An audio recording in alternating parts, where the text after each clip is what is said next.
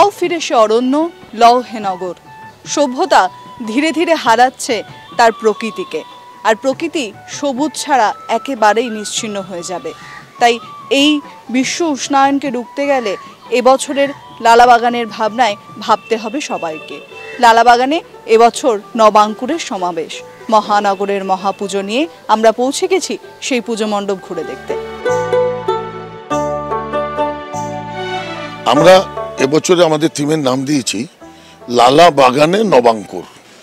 গত বছর দুর্গাপুজো শেষ হবার পর আমরা যখন এবছরের পুজোর প্রস্তুতি শুরু করেছিলাম, সেই সময় ক্লাব সদস্য আর শিল্পীর সাথে আলোচনার মাধ্যমে গ্লোবাল ওয়ার্মিংয়ের ব্যাপারে চিন্তাভাবনা হচ্ছিল।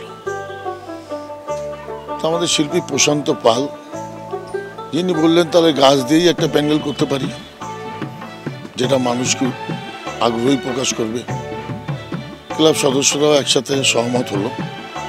সেই থেকে শিল্পী তার মতো করে পরিকল্পনা, সাহায্যকারী হিসাবে লালাবাগান নবাঙ্কুর।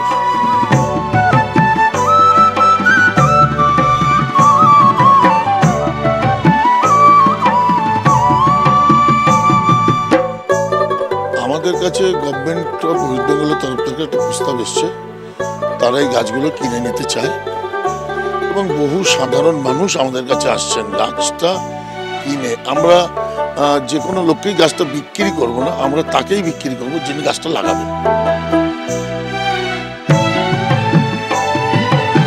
পৃথিবী ধীরে ধীরে হারাচ্ছে তার নির্মলতা। বিশ্ব উষ্ণায়ন এই পৃথিবীকে আরো রুক্ষ শুষ্ক করে তুলছে।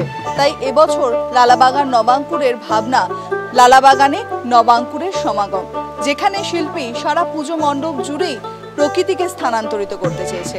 এখানে দেবী মূর্তির মাধ্যমেও বিশ্বকে তার নির্মল প্রকৃতিকে ফিরিয়ে দেওয়ার বার্তা রয়েছে।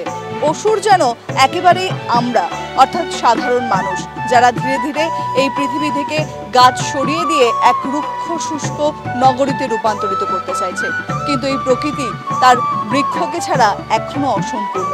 তাই এবছরের এই ভাবনা লালাবাগানকে একেবারে আলাদা রূপ দিচ্ছে এবং এই পুজো মণ্ডপ দর্শকদের জন্য এক অনন্য বার্তা প্রতিস্থাপন করতে চলেছে। ক্যামেরায় সুবীর দাসের সঙ্গে শাশ্বতী রায়, কলকাতা টিভি।